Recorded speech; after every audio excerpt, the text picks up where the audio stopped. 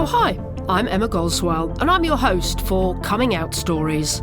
We're a podcast from What Goes On Media and we pretty much do what the name suggests. We bring you real life stories from right across the LGBTQ+ spectrum every single fortnight. Now I've sat down with people from all over the globe to hear about those intimate moments when people have discovered who they really are and when they felt brave enough to share that information with a friend or family member. Now, we've made this podcast for 5 years now, and it's a passion project, really, that we have totally self-funded all of this time. But to keep going, we now really need to find sponsors to help it continue. So, if you or your company would like to work with Coming Out Stories to help us carry on, please find out more by going to our website, comingoutStoriesPodcast.com. That's comingoutStoriesPodcast.com. Right, time to crack on with this episode. Now, I've interviewed a few people whose life story reads a bit like a film script, and Jide, who you're about to meet, definitely falls into expectations.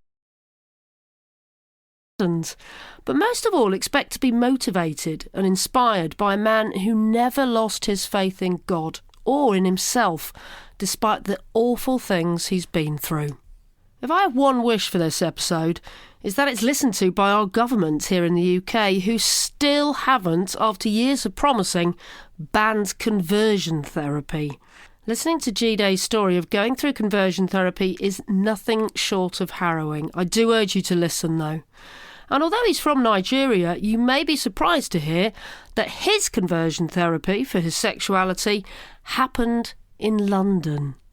Right, it's now time to hear from the one and only Reverend Jide Macaulay, or as he likes to be known, the happy, holy homosexual. I mean, I identify as gay. I'm a cisgender male.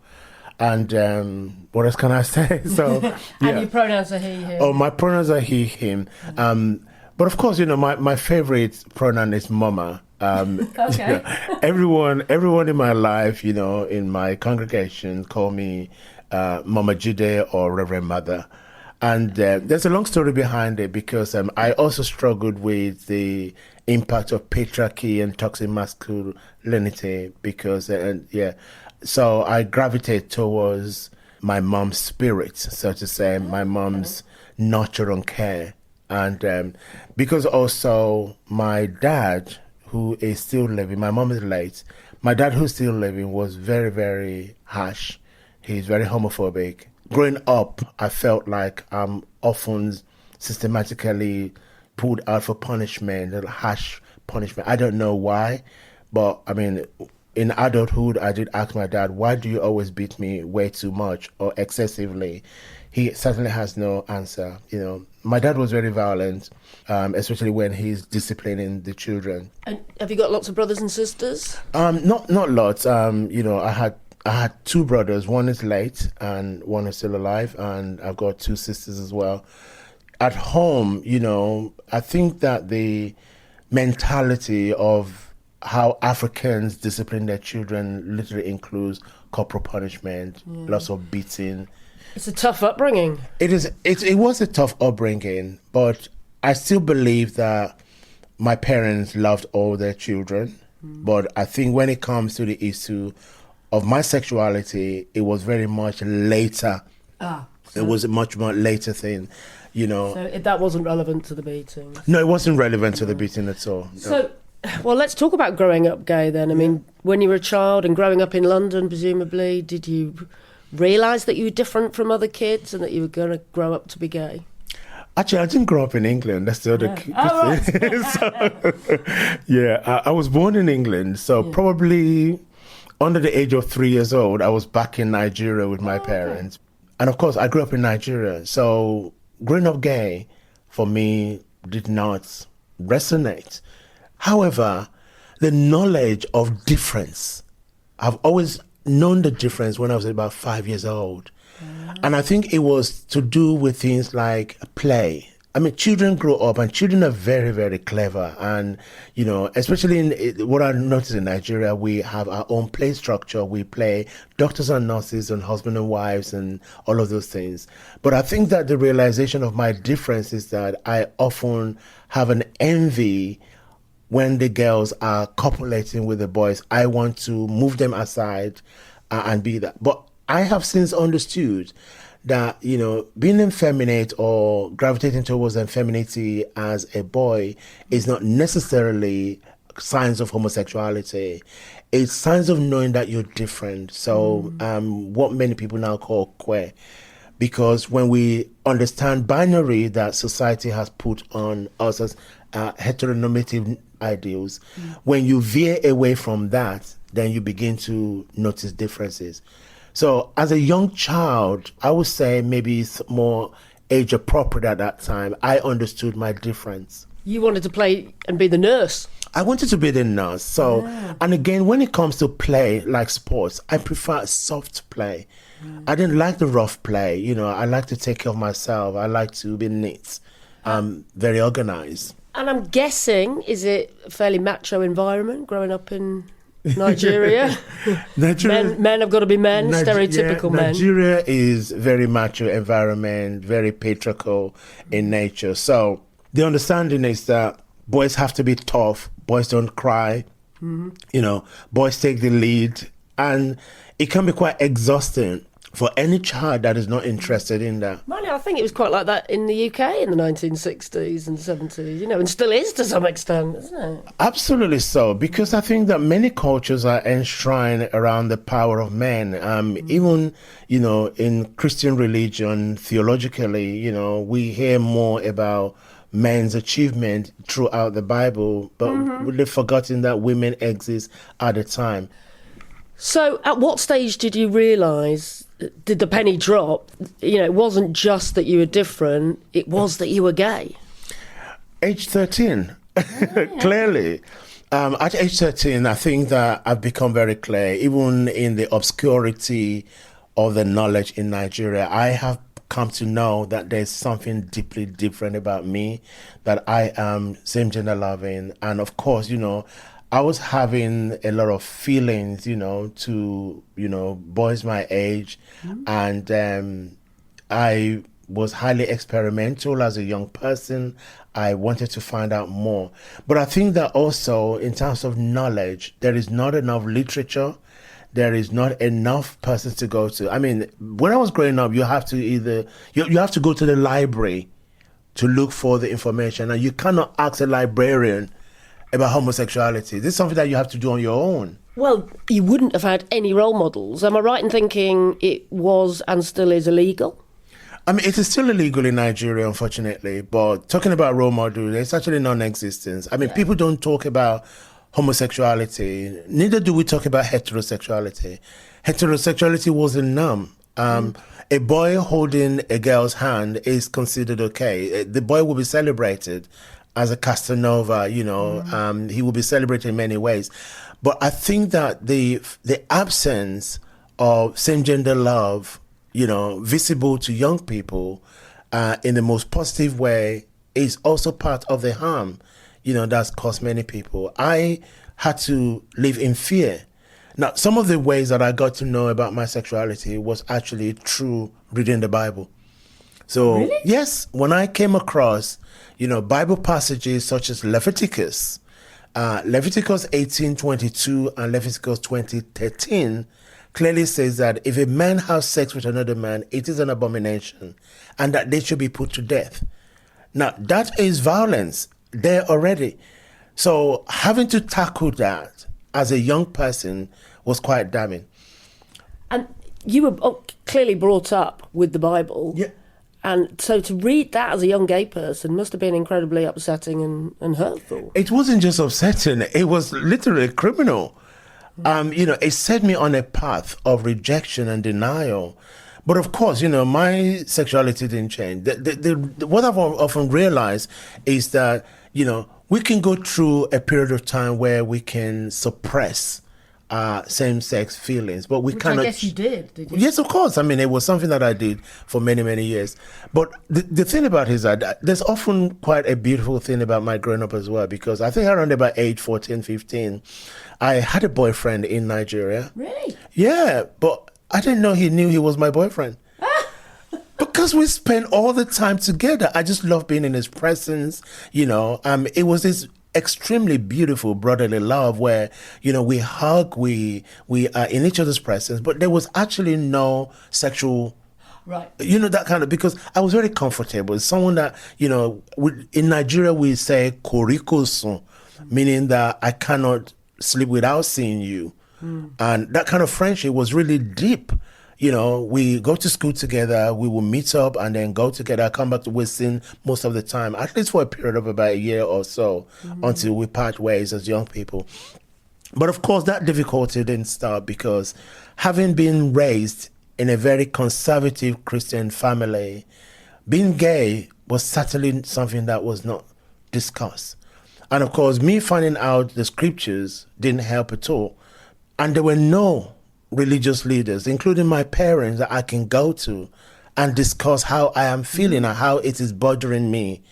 But and of course, as a young person as well, I was bullied a lot, because I wasn't feminine. You were? I wasn't feminine growing up, and I had big foot, I had big lips, and people would taunt me with all of these things, And yeah, there are times where, the bullies will seize my shoe from the beginning of the day and I have to walk barefooted and the teachers didn't intervene.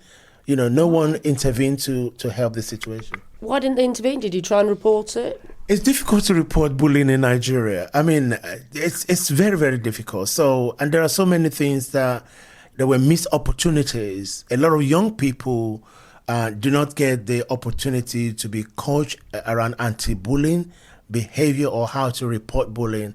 A lot of the teachers are also bullies as well. If they didn't side with the bullies, I would be surprised. This sounds like a really tough childhood then. I mean, you're being told that you should be put to death because you like men.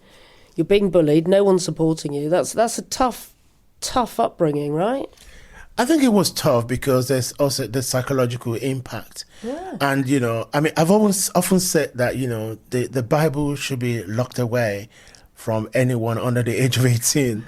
I read the Bible because my family, were a Christian family, and we often take part, in Bible quiz and Bible trivias and things like that. So we read the Bible for information because we want to make sure that we are winners in my family. So when we go to all this Bible competition.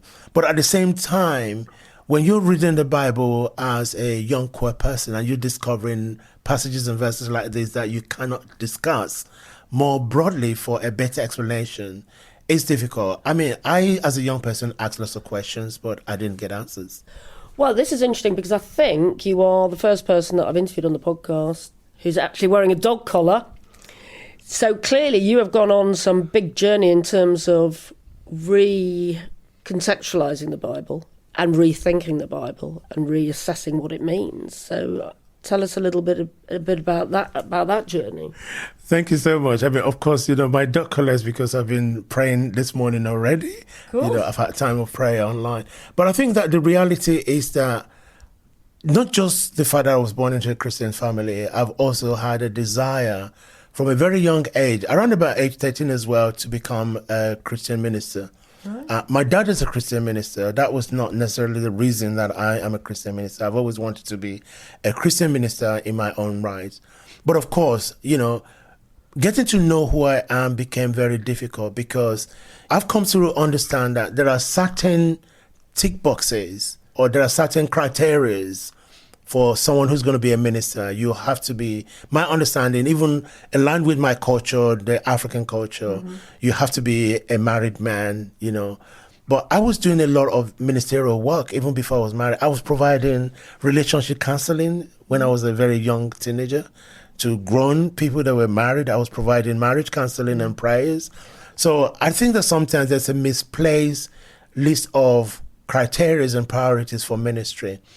But having said that, I've always had the desire to be a pastor. a priest. But to someone like me who doesn't have a faith, I find it really hard to understand how you would accept that faith when that book tells you that you should be put to death. To me, I can't square it. This is why we're having this conversation today, I believe. And I think that, it is not the book that is telling people to be put to death. It is the understanding of the book, the interpretation of the book. And unfortunately, the book has been misused, mistranslated for many, many years, if not centuries. Now, let's be clear. The 2 verses in Leviticus that I quoted was not intended or meant for Christians, nor is it meant for anyone today. The Israelites were coming out of Egypt, where they've been in bondage for 400 years. They have been completely depleted. But in order to repopulate the Israelite communities, they were asked not to have sex with men. And it was only for that particular group of people, not for anyone else. And let's be mindful, there are other communities that existed outside of the Israelites. For example, the Bible says that God gave them the promised land, the land of Canaan. People were living in Canaan before they were moved there. Probably gay people as well. Probably gay people. And people need to understand that the Bible is open to questioning. The Bible is open to scrutiny as well. Because if we go back to, say, for example, the creation story, we are often told that God created Adam and Eve. As Eve, God only created 2 people ever.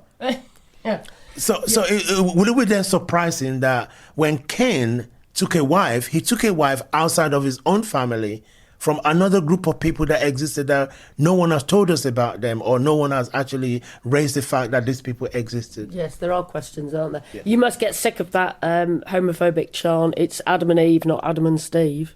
But that's been thrown at gay people for a long time, hasn't it, that little ditty? I no longer get sick of it. I just say to them, God made Adam and Steve and Madame and Evelyn as well. But I think that the reality for the creation story is to let people know that God created human beings, diverse people, diverse race, diverse cultures in places around the world. And I think that, the Christian understanding is also to ensure that we continue to talk about the unimaginable love of God for God's creation, because the Bible also tells us in the book of Psalms that for we are fearfully and wonderfully made. God has made every single individual beautifully made. And that's the message that I often want to highlight. I mean, the hatred that we see today. I was going to say, it's made some people very homophobic and transphobic there, hasn't he? Or they, or she. I mean, it has. I mean, unfortunately, but I think that we also need to focus on the inclusive gospel. Every Sunday, especially during this ordinary time in the Anglican Church, in my parish, we remind people that Jesus said, Jesus gave us 2 commandments. He says, love the Lord your God with all your heart and all your soul. The second one is to love your neighbors as yourself. And Jesus says so many things about love. Jesus even said that what good is it to love those who love you? Love your enemies. Because when people love you, it's guaranteed. They can never unlove you. But I mean, the biggest challenge for Christians, even those homophobic Christians, is that if they would take one day to love the LGBT, non-binary, non-conforming person, it will change their life. Have you had any problems being an out gay Christian? Have you had problems being accepted within the church as a gay priest? It was a journey of acceptance as a gay man. I mean, obviously, I was excommunicated multiple times in my primary church communities because of my sexuality. Just when you were back in Nigeria? So. Well, I mean, obviously, I didn't come out as gay until I moved to England, and I was then part of a church community here in England, for several years. Before I came out as gay. And even at that time, I was already in a relationship with a woman. I got married, then we had a child. Yes. Before I came out as gay. And of course, when I came out as gay, words went back to the church and I was excommunicated from the church. Oh. Right, well, let's talk about this period of time then. So how old were you when you finally came out? I'm guessing that there's a lot of years of hiding yourself because you were in Nigeria and because of...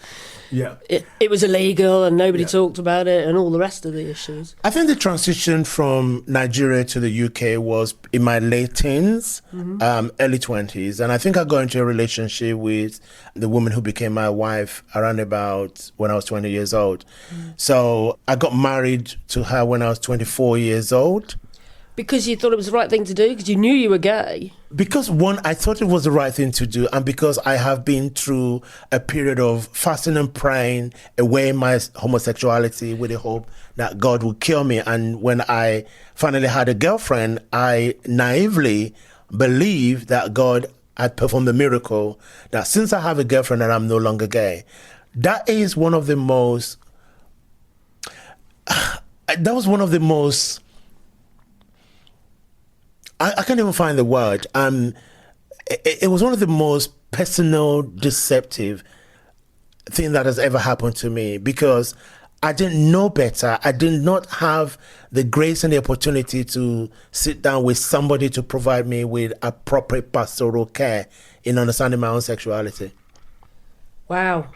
That's a lot, isn't it? It is a lot. You thought you could pray the gay away? I thought I could, because this is one of the teachings in my community. You know, I've had many people, you know, religious leaders says, you can pray away, you can fast. I fasted for 40 days and 40 nights.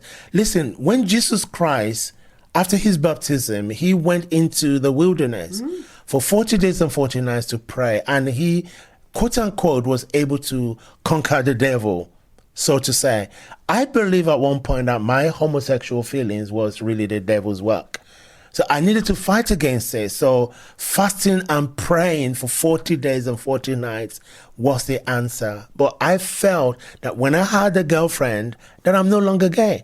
But it didn't last long, because, you know, I had a 7-year relationship with this girl. And the first 4 years we were boyfriend and girlfriends, and then the last 3 years we were legally married. And then we had a child together.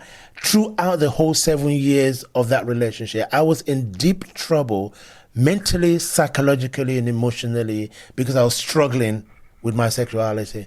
And were you talking to anybody about it? Unfortunately, no. And that was it was like a sinking ship.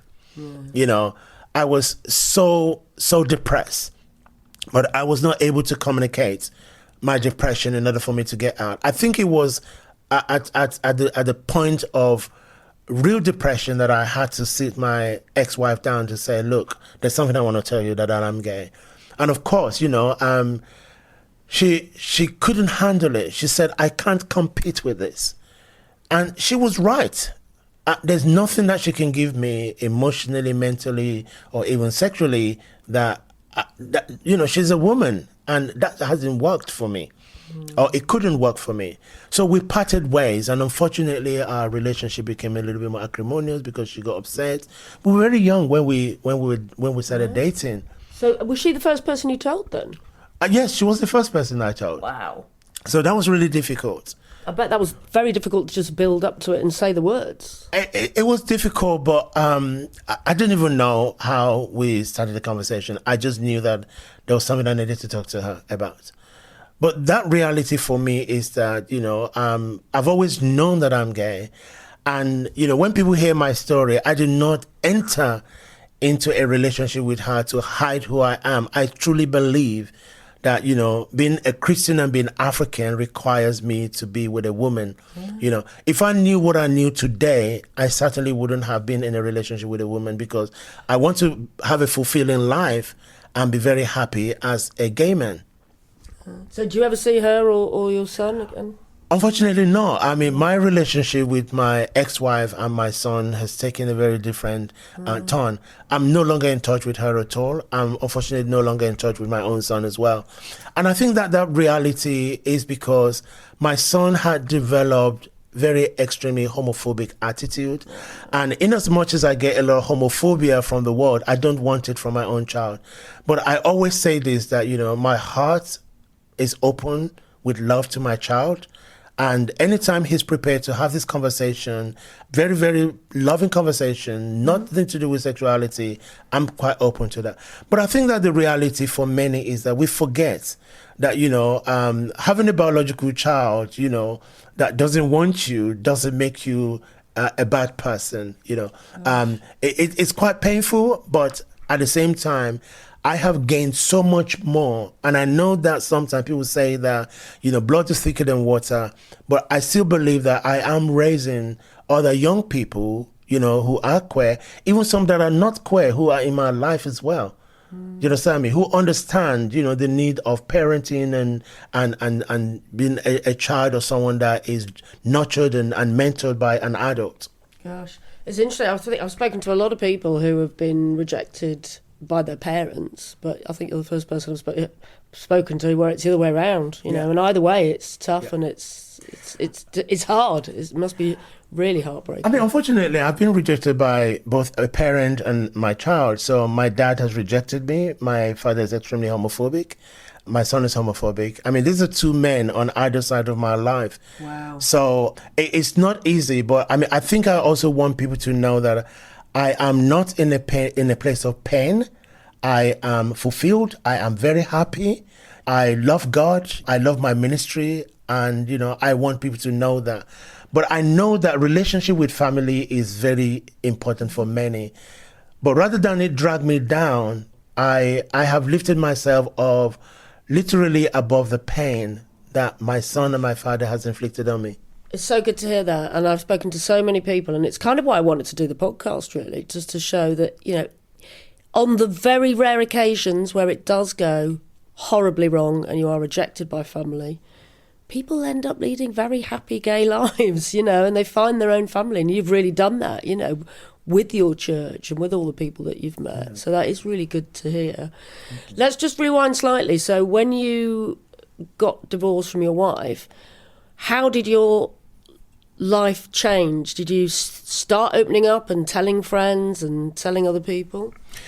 No, actually, after the divorce and separation and divorce, it wasn't easy to tell people. I certainly had queer friends, for most of my life. Yeah. But my relationship with my queer friends was very strange because this is the days we didn't have mobile phones. Yeah. So a lot of my gay friends, if we're going to socialize, they'll call their house. Yeah. And then if my wife pick up the phone, she hand the phone to me, then I'm on the phone, just a few words, about, we're socializing this weekend, or we're going out, to a picnic, or we're going out to a party or something like that. And but I saw my queer friends developing in a way that I wanted to, but here I am stuck in a wedding, in a marriage, so to say.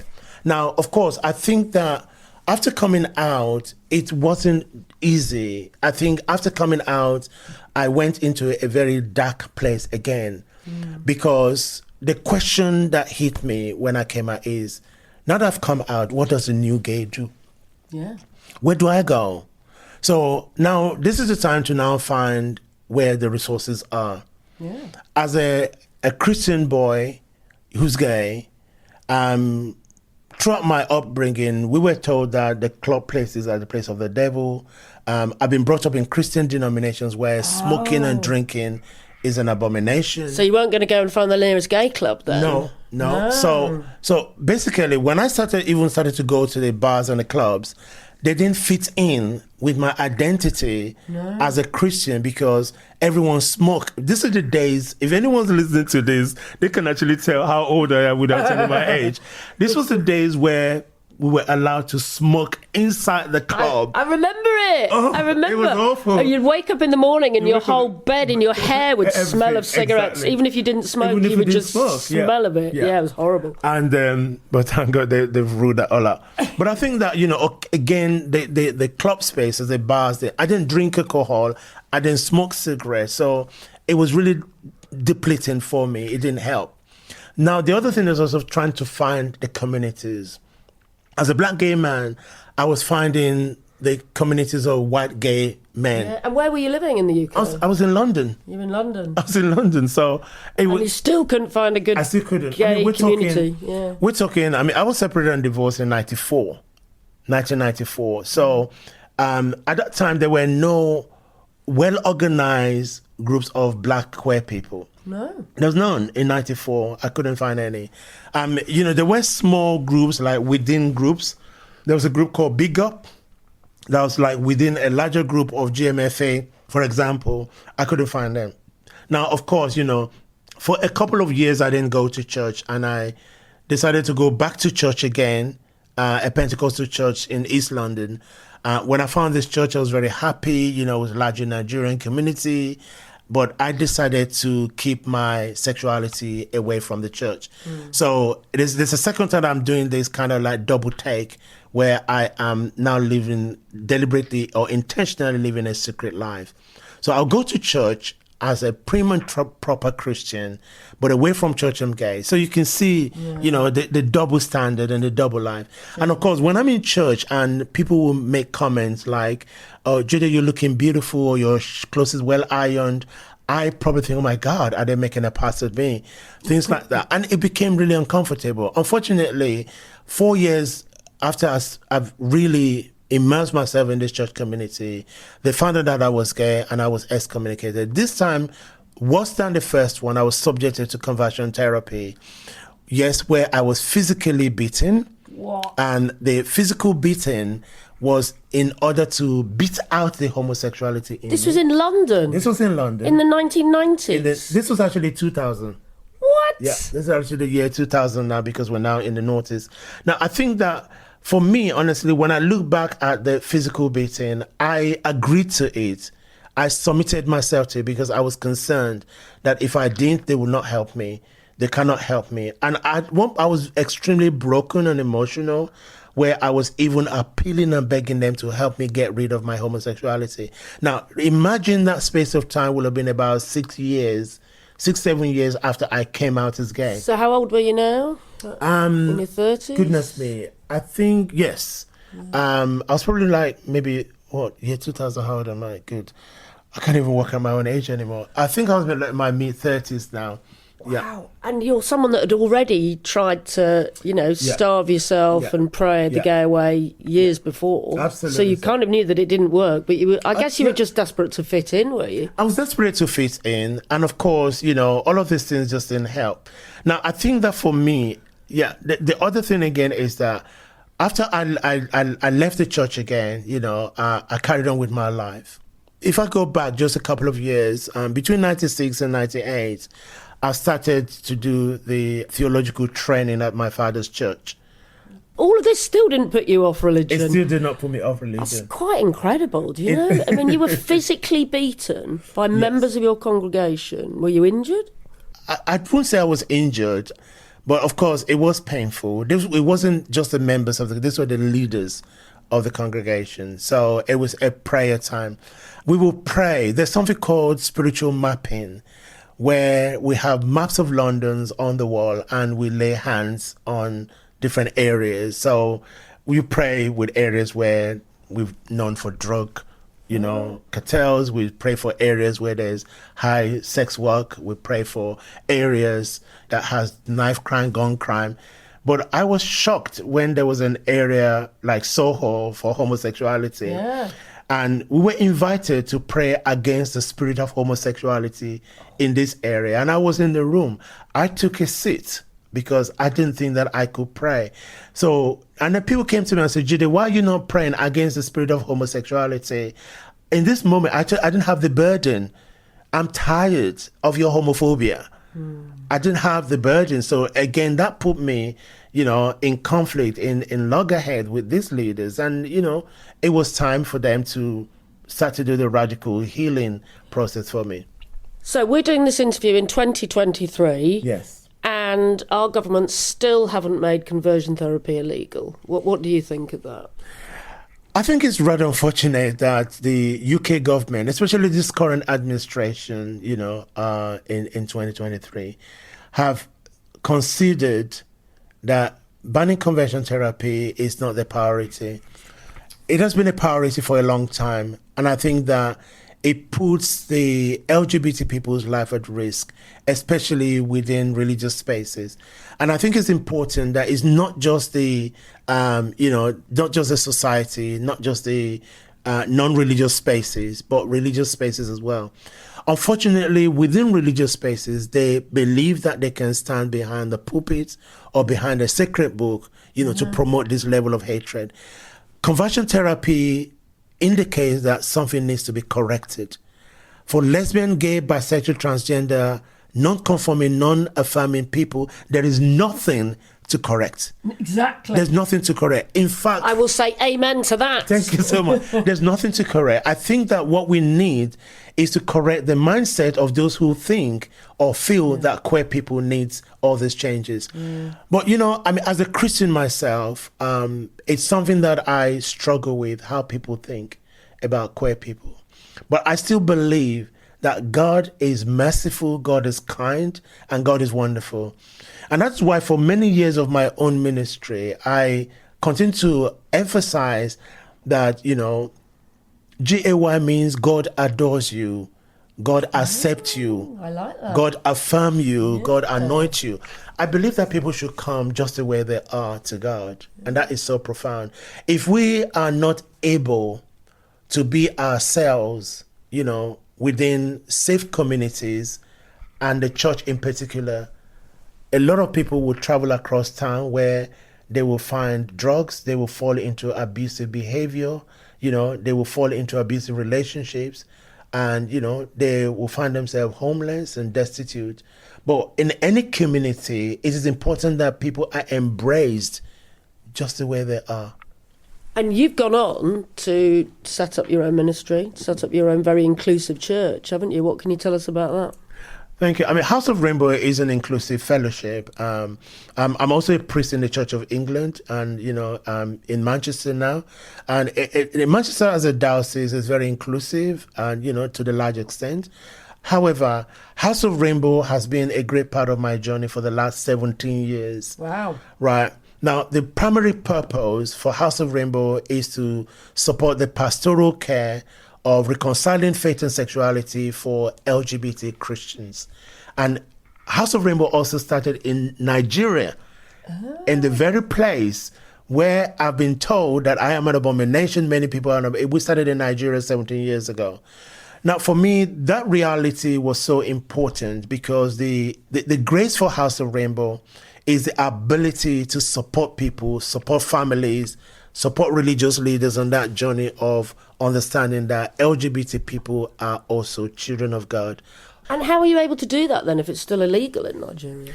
I mean, the laws are illegal. The love of God is not illegal. The love of God is free for all believers, And I think that, that people feel that they have the authority of God.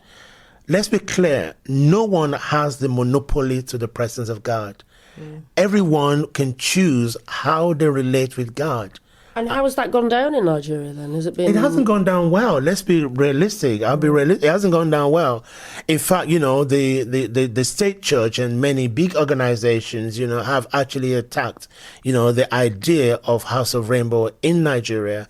And unfortunately, Nigeria has inherited the British colonial laws as well, which has impacted on behavior. Oh, that's true. We're very aware it's our fault. Don't worry. Yeah, it's not good, is it? It has impacted the attitude of people in Nigeria. And unfortunately, in 2014, the Nigerian government introduced what is called Same-Sex Marriage Prohibition Act, which goes further to prohibit gay marriage in Nigeria. But of course, Nigeria being a society, in my opinion, sometimes that doesn't even understand human sexuality, let alone understand how to react to it, react very badly. In Nigeria, there is something called jungle justice. And that's where ordinary people take the law into their hands. So if it's perceived or rumored or confirmed that someone is gay, vigilantes in Nigeria can pick them up, beat them up, if possible, kill them. And we have had, unexplained death. There's a high rate of suicide in the places like Nigeria. I mean, a few weeks ago, about 200 LGBT identified persons were arrested at a party. All they want to do is dance, but because they were queer identified, they were arrested, paraded in front of the world media, humiliated, just because there is a law that propose that it is wrong.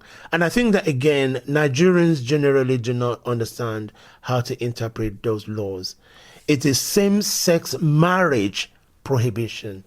People dancing are not getting married. People it's not illegal to dance. I mean, House of Rainbow in Nigeria suffered because of the attacks, the threats. But we believe that there's nothing in the Nigerian constitution that stops queer people coming together to pray. So do you go back there regularly? Unfortunately, no. I've not been to Nigeria since 2012. I would love to visit Nigeria. I would love to go back to Nigeria and still do much more important work in Nigeria, yes. But I'm very concerned for my safety and for the safety of others who may hang around me in Nigeria. But I think that the reality for many is that, unfortunately, Nigeria still hold, or Nigerians generally still hold views that homosexuality is not permitted in the country and that it's an abomination. Including your dad, who still lives there, I presume? I mean, the story with my dad is even more worse. My dad colluded or was a partner to the same-sex marriage prohibition bill in Nigeria. My father worked with the Nigerian government to make sure that there is a law against homosexuality in Nigeria, and he celebrated it quite publicly in the media. And I was quite surprised because when I moved back to Nigeria in 2006, it became clear to me that my father is working with the Nigerian government because he felt that it is his responsibility as a religious leader to advise government to ensure that there are laws. When my dad was probed about his involvement with this particular legislation, and also when he was challenged about the penalties of 14 years imprisonment with hard labor and also conversion therapy, my father suggested that if I, his son, were to get shock therapy, I would come back to my senses. Wow. So is he publicly admits that he has a gay son, does he? There's no doubt about that because I was even out public in the press. So there were numerous headlines in Nigeria, with my photograph on front page, with headings like abomination, inside Lagos church where Bible turned upside down. There were just so many press statements. But of course, it was linked. Every newspaper would mention my father and myself. I think one of the first breaking news was in Wall Street Journal, New York. The headline was "Anti-Gay Bill Divides Family," and it was 2 interviews. The journalist had interviewed myself and my dad, and this was really early on. This was actually early 2007. Wow. And of course, following that breaking news, I was also present in the Nigerian parliament when they had the public debate on the 2006 anti-gay bill, where I had stood up in the Nigerian parliament to defend the LGBT community and indeed to appeal to the Nigerian government not to make this bill into law. But as the time progresses, there was a change of course. I unfortunately had to flee Nigeria at the end of 2008 because my life was threatened. My home was vandalized, and if I was in that home when it was vandalized, I would have been killed. But of course, I don't know what role my father is playing in this. And that is why since 2012, when I've heard more about my father's involvement, with the bill, I decided not to go to Nigeria because on one hand, I cannot trust him. Nigeria doesn't have a system of justice. If I were to die in Nigeria, there will be no autopsy. I would have been horribly buried. And, people say, oh, he just died, he died. Oh and that is a concern. That is why I've always said that, I do not take my privilege as a British citizen for granted because I knew that, whilst I was in Nigeria, I was able to leave Nigeria, just go to the airport, get a plane ticket and leave. But that wasn't the intention when I moved to Nigeria to start the Ministry of House of Rainbow. I mean, and you must be so worried for other people who can't have that privilege to get on a plane to the UK. Very, very worried because when I left the country, a lot of people were displaced. People lost their job because of the association with House of Rainbow. A lot of photographs from our services, even video recordings, secretly recorded, were circulating on social media, in the press, and a lot of people were evicted from their homes, rejected by their families. It was quite painful. But having said that, I've never stopped the work of House of Rainbow. There was a time up to about 2015 that we had about 7 to 9 worship group in Nigeria, but they had to go underground. But at the moment, we actually have zero presence in Nigeria apart from online.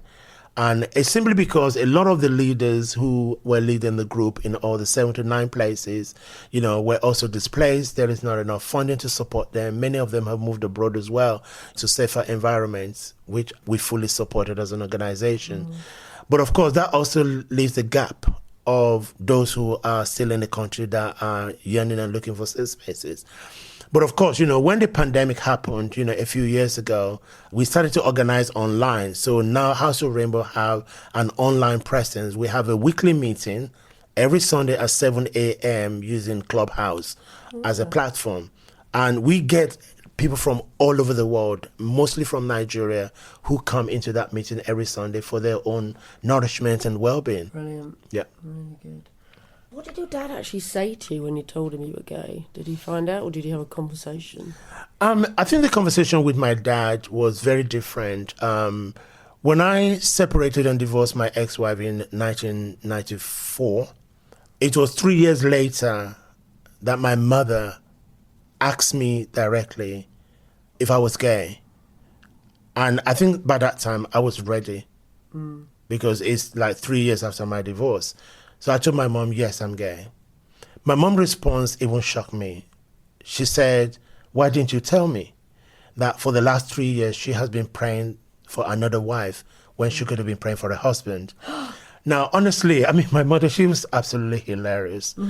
But again, my relationship with my mother was incredibly amazing because not only did she accept me, she also accepted all my lesbian friends, my gay friends, So we literally spent time in my mother's house. My mother's house became like the queer safe space in Kilburn in London.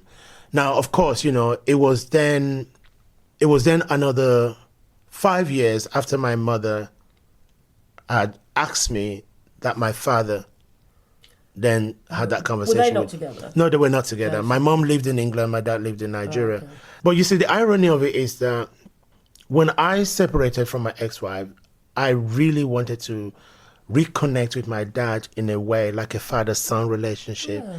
I wanted to have that difficult conversation with him.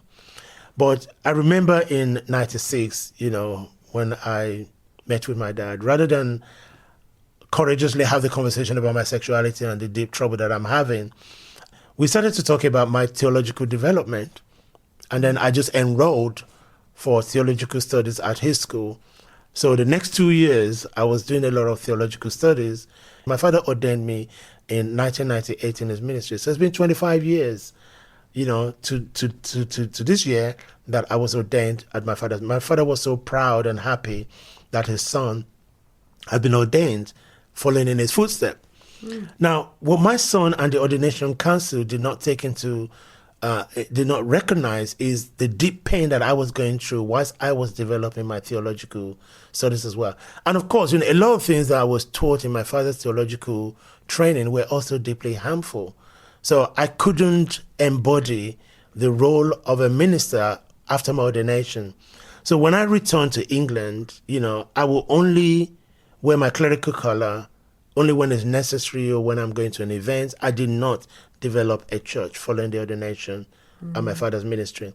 Now, in 2001 or 2002, I was introduced to the Metropolitan Community Church. And it was at this church that I started to ask questions about reconciling my faith and my sexuality. And of course, I would say, look, I'm already ordained, can I transfer my clerical credentials to this ministry? And because I was learning more about God's love for queer people in the Metropolitan Community Church, it made sense to me. And the more I was learning, the more I really also wanted to have this conversation with my father. In 2003, my father was visiting England, as he often does. And this was the time that he sat me down to ask me questions about my sexuality because he's been hearing things. Now, of course, when an African father especially is talking to their child, you do not talk back. As my father spoke with me, his words were harsh. But did he ask you outright whether you were gay? No, he just told me that he's heard that I'm gay and it's an abomination, it's a disgrace to his name and his family. He's got reputation to protect and that I should stop. I should find myself another woman and stop this nonsense. Those were his words. And what did you say back to him? Nothing. just tears. Just tears. I was broken. I mean, it was deep. I wish I can share with you verbatim what it said, because again, I struggled just to put all of these things behind my mind. But I think that they were very harsh words. They were, it was more about him than about me and what I might be going through or how I understood my sexuality. A lot of things that I talk about today, about how I discovered my sexuality at the age 13, I think my father should have been there, for me to say, my child, no, that's not what the Bible is saying. I mean, if my father knew that I was gay at 13, what would he have done? He found out I was gay in my 30s. So I'm a grown adult, married and divorced with a child, and he now want to have a say in my sexuality. I think that is actually misplaced priorities at that point. But your mum had the right idea, didn't she? Praying for a husband. Absolutely. Did you ever get a husband? I'm still waiting for that, to be honest. But I think that, that reality for me is just I think that my father, as a theologian himself, an academic, is like missed opportunities, because he could have had an extremely revolutionary opportunity to even help Nigerians address the issue of homosexuality if he had looked at it from a theological perspective, even if he did not agree with homosexuality. But let's have a symposium that will discuss this. Let's have a theological research and then work with people on both sides of this. But he was quite clear. He had one position and is not prepared to shift. I was hopeful. I was expecting, but you can force the horse to the river, but you can't force it to drink. Correct. So when my mom passed away in 2013, my father blamed my homosexuality on my mother's death. What? Yeah, my father has said things to my son, about my sexuality that made my son turn his mind against me. My father had said to my family that they should never go to my church because it's a church of the devil.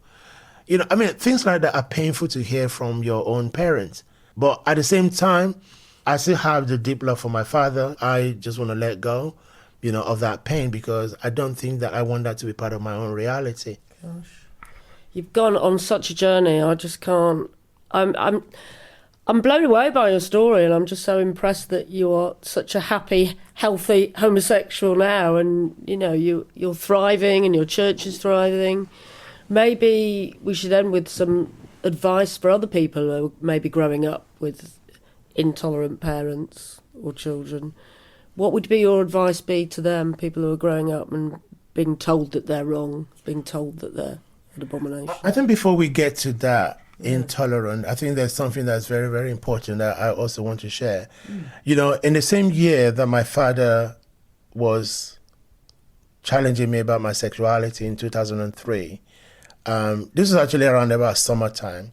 That same year in January, I went for a routine blood test and health check, and the result came back that I was HIV positive.